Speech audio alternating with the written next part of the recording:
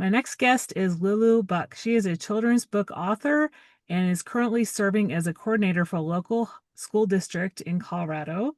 Previously, Lulu held the position of English Language Development and World Language Senior Consultant at the Colorado Department of Education, where she also contributed her expertise to the Standards and Instructional Support Office. Notably, she served as a state trainer for culturally responsiveness, impacting 38 Colorado school districts. Lulu's teaching journey spans a decade, during which she passionately taught English and Spanish in public secondary schools. Sue's Sky, Lulu's debut book, recently translated into Spanish as El Cielo de Susana, delves into the important themes of acceptance and friendship. Lulu has done numerous presentations of these books at many conferences, workshops, schools, districts, parent nights, community events, and libraries. Her international debut was teaching Sue Sky in partnership with the Mebaza Foundation in 4 schools in Uganda in the summer of 2023. Well, welcome to the podcast, Lulu. Oh, thanks for having me, Dana. This is amazing. Well, just a side note, Lulu and I know each other. We served on the CCFLT board together several years back. So I wanted to highlight her work on the podcast. So we'll start off with the question I ask everyone. Tell me about a time when you were in the trenches and managed to crawl out. Ooh, is that personally or professionally or both? Um, Whatever you choose that will kind of be that story of resilience and education, how you moved on after a trench. Okay, yeah.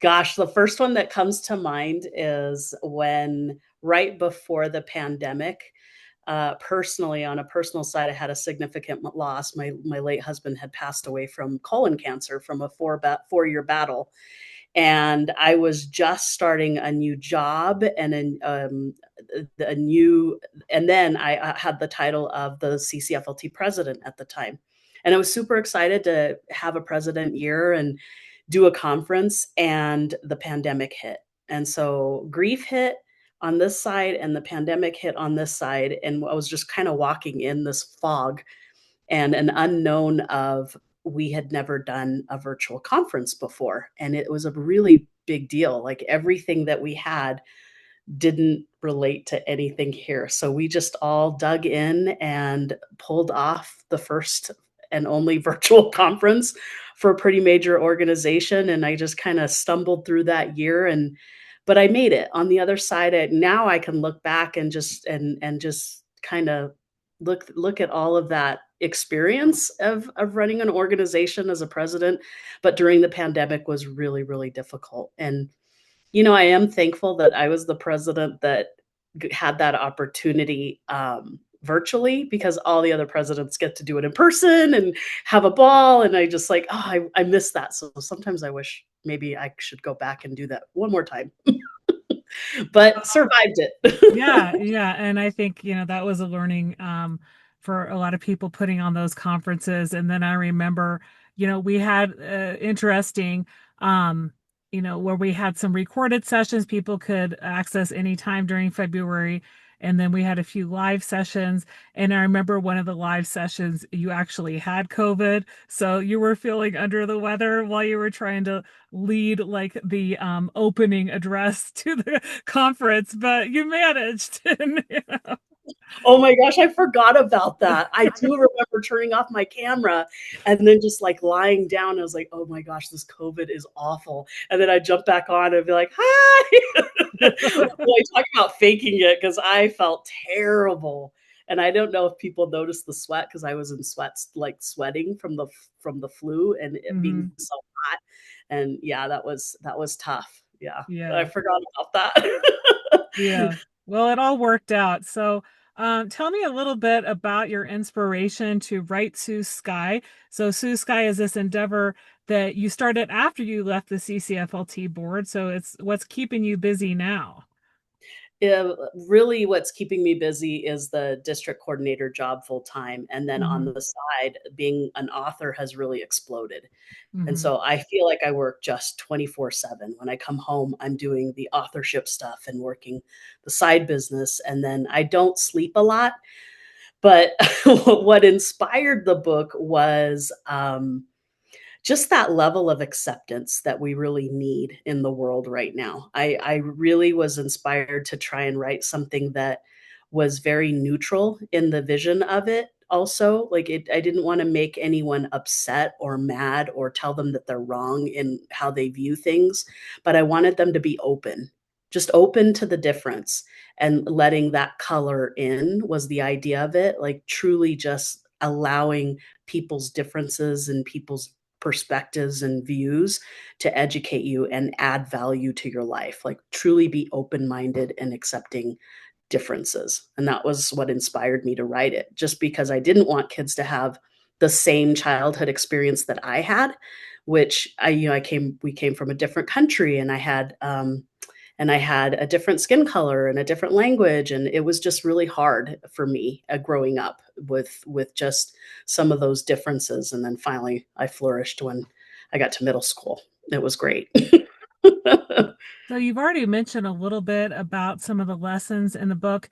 Tell me about really a taste of the book in terms of what readers, maybe also kind of like the level, the Lexile or the grade level for reading, but also how maybe teachers, of any grade or class could maybe incorporate it into their curriculum, or like you said, have a virtual author read aloud, things like that. Yeah, I initially wrote it for a pre-K through fifth grade elementary level, and it just has expanded beyond that. I just didn't expect that at all. Only because the themes of these lessons and the theme of the way this book starts out is Sue just sees her sky as blue, and they're all canvas paintings, which makes the illustrations very beautiful and inspiring because later kids will paint their own skies. So they're all canvas paintings, and Sue just sees it as blue, and she runs into her first little friend, and she's like, "Isn't it pretty?" And she's like, "No, actually my sky isn't blue at all. It's pink and it's yellow." And the kids overhear this and they're like, "No, you're weird. No, the sky's blue." And Sue steps in. She's like, "No, I think it's beautiful that her sky is pink and yellow, and it's okay."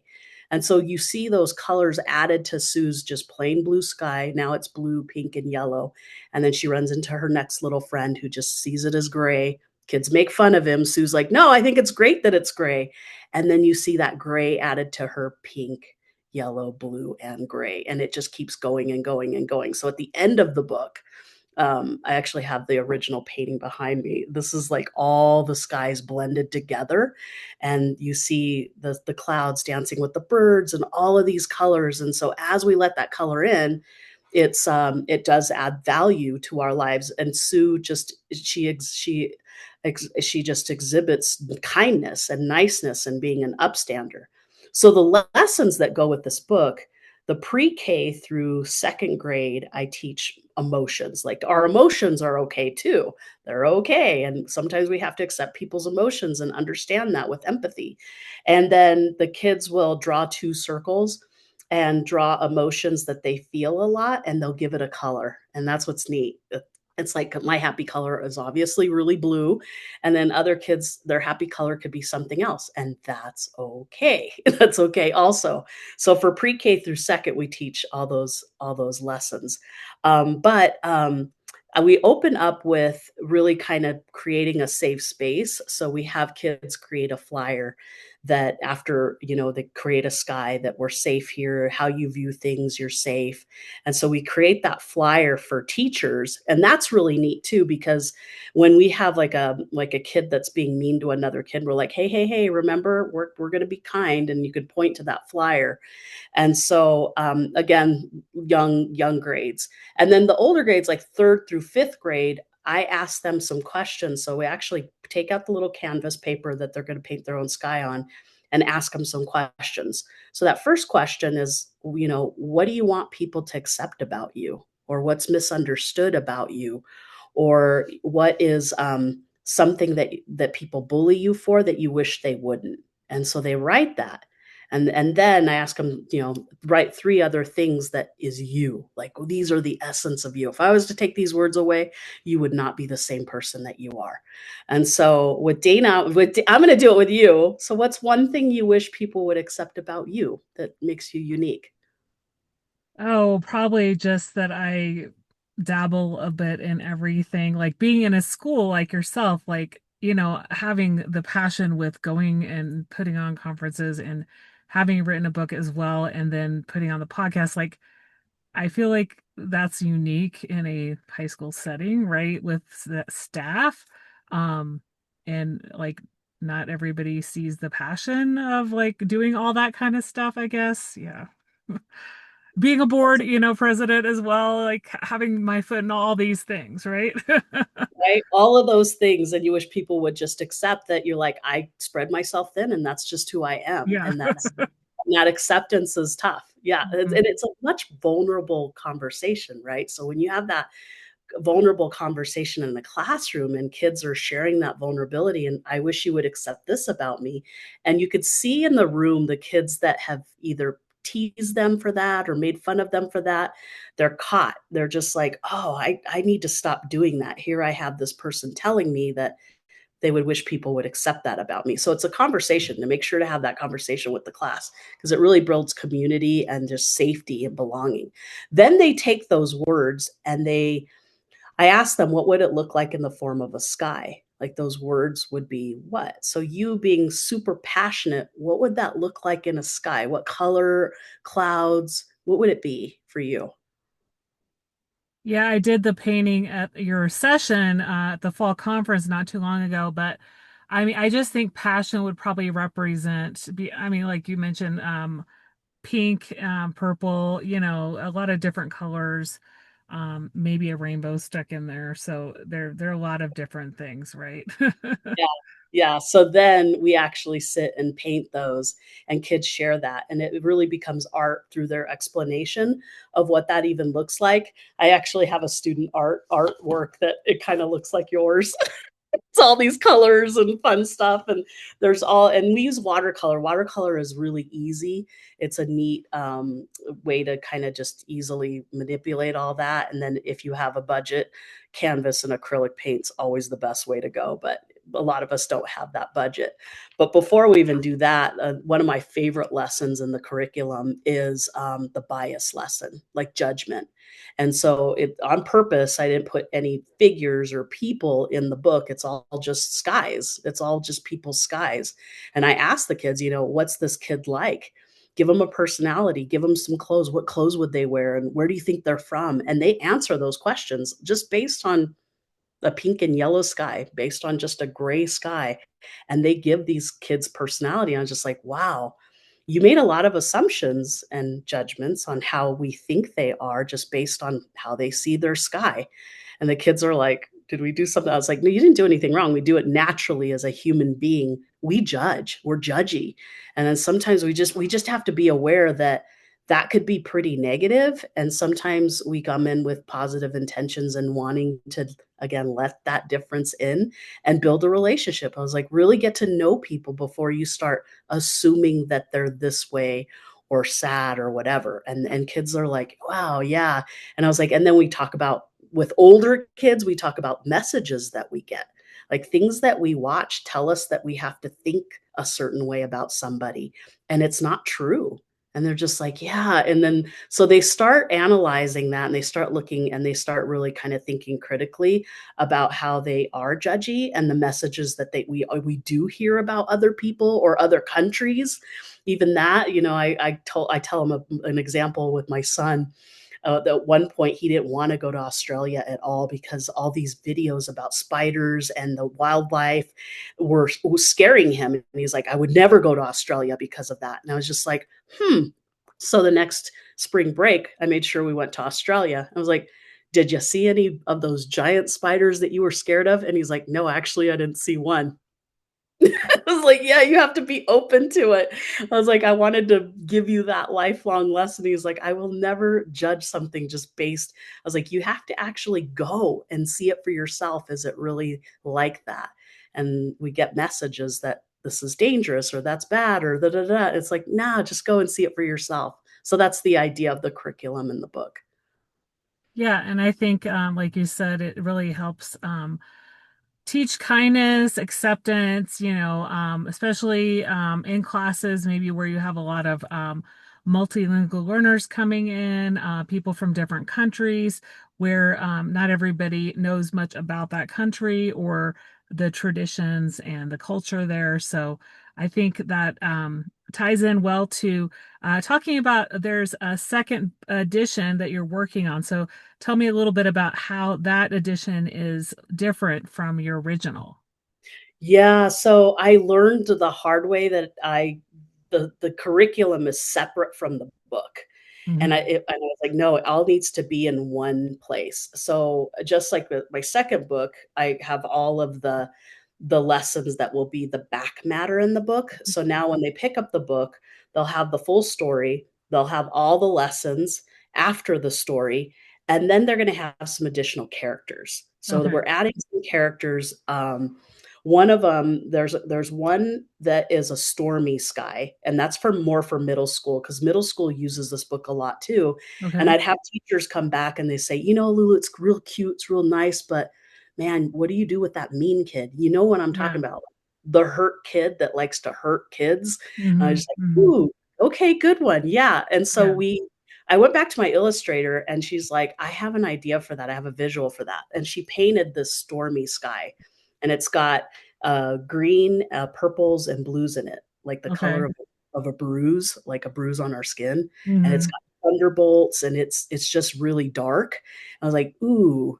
And so we're asking questions, you know, that what do you do when someone wants to put a thunderbolt in your sky? Yeah. And so or are we equipped to support a person who is storming Hmm. and have you ever gone through life where you're stormy? And so that conversation I've piloted in a couple middle school classrooms and high school classrooms. Okay. Whew, talk about a powerful conversation. It's a Okay. really neat one. I love the stormy sky. So the idea of that is to read the book again. Like, well, Hmm. here's the story. I was like, yeah, but there's somebody new. So teachers will read, teachers and parents will read like the first three characters and then Hmm. jump to the back and to Okay. those new characters. And so if there's an environment that's struggling with so the other characters, there's also one who's translanguaging, Hmm. and Hmm. so that's a kid who, of course, is learning a second language, and in the dialogue, the kid is speaking Spanglish. Hmm. Kids make fun of him, and Sue's like, "No, I think it's great that he lives in 2 language worlds." Yeah. And then the visuals for this are so pretty. There's a gifted and talented kid because Hmm. I feel like in school environments, kids who are super smart, exceptional are misunderstood, and Hmm. so that one's another conversation. And then, my LGBTQ youth is another Hmm. vulnerable population where I honor the student, and, his sky, has lots of color and glitter and a big rainbow on the side there, and it's really just teaching kids these kids are different, but Yeah. let the color in, accept them. So there's new characters. So you'll Hmm. see the story, the lessons, and all these new characters of accepting new kids. And then there's one kiddo who's autistic, is Okay. an autistic character. And so I'm sharing all the new stuff that's coming out, and that should be out within the year. Okay. My illustrator is almost done. She painted all the other skies. She's right now on my student with a disability. And then we're going to add that to the end too, because these are all vulnerable populations that Hmm. continually get teased in classrooms, and they shouldn't. You know, kids really just need to allow kids to just be different. Would you Yeah. just coexist with one another to just create the ultimate learning environments? That's what we need. Yeah. Yeah. And I think we need more literature and lessons like you're writing to help, teachers have those conversations with kids. You also have other books, so tell me about those.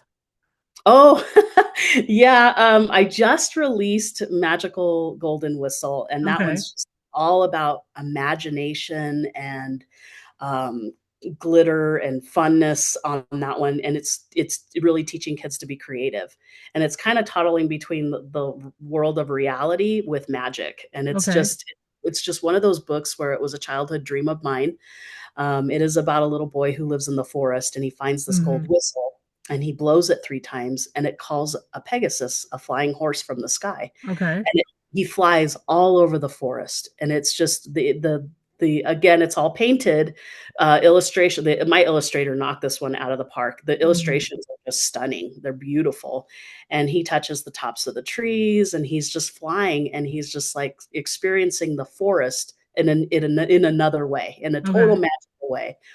And so the activities with this one is I ask kids about the forest. What do you know about the forest? That reality part of it. And then, wow, if you found the magic whistle, where would you fly? Where would you Mhm. go? Mhm. So fun when kids are tell me I would love to fly to Paris and Mhm. be on top of the Eiffel Tower, and they tell me they'll fly to this Niagara Falls, and I've Mhm. seen these drawings of so many fun places where kids take me, and it's just a magical adventure.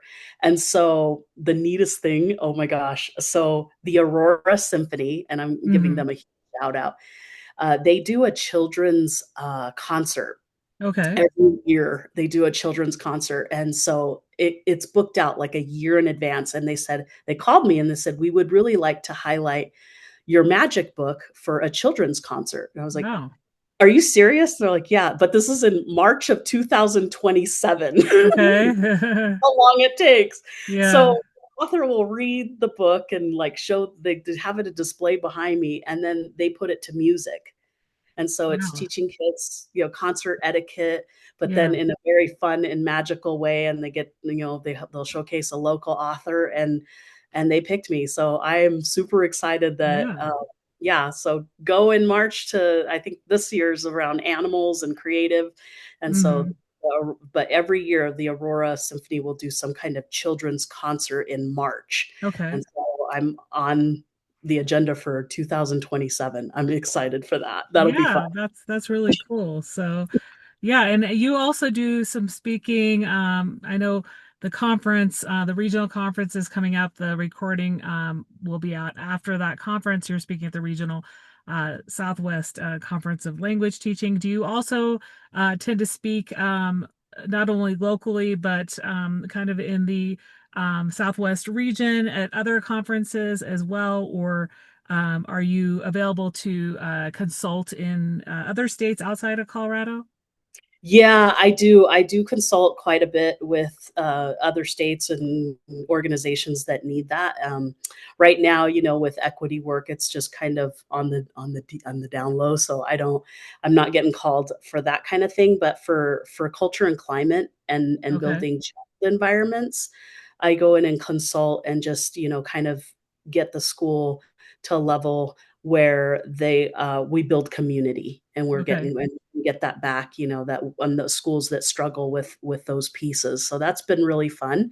And then just doing author visits at Yeah. schools too is really powerful for kids to see an author of color Hmm. has been really a powerful experience for me and the kids. I Hmm. just love it. Just that they ask a lot of questions on, what's that like, and that experience has been really positive. But yeah, I do keynotes all the time in environments that want a keynote Hmm. around that, because I'm, second language learner, Hmm. and those types of things, and teaching world language, and teaching kids acceptance Hmm. and inclusion has been really important work for a lot of school environments. But yeah, I do a lot of it, a lot of trainings too around Hmm.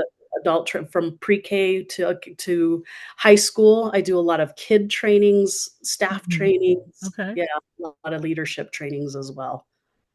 You also mentioned that you self-published. So are both of your books self-published? They are Okay. the second one, and I'm going to give a huge shout out to Journey Bound Publishing. Hmm. Veronica's exceptional. She owns the company, and she works with authors that want to publish their book through their company, through Okay. their so my company is Bucks Books Consulting, and she worked with me on how to put it through my own LLC, and it's Okay. amazing. So again, that's Journey Bound Publishing. She's incredible. She they do all the work for you, because self-publishing is really hard, especially Hmm. when you have a full-time job. If I didn't have a full-time job, then I would do the whole publishing piece myself, but Hmm. that's a lot of work doing the copywriting and Sure. the editing and designing and then distributing and putting that all out, and she truly does take care of all of that for me, so I really can just give her a manuscript with my illustrator, and she just makes it happen.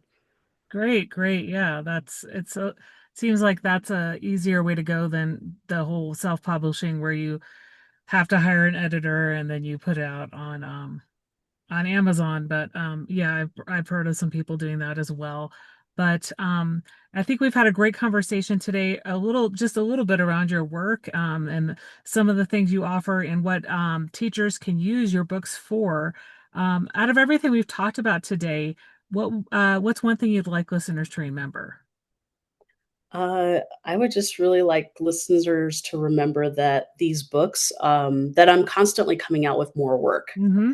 I've got 4 or 5 books and projects in the works, and that those are always impactful for kids. The Mm-hmm. the kids are the ones that inspire me to create these books for them.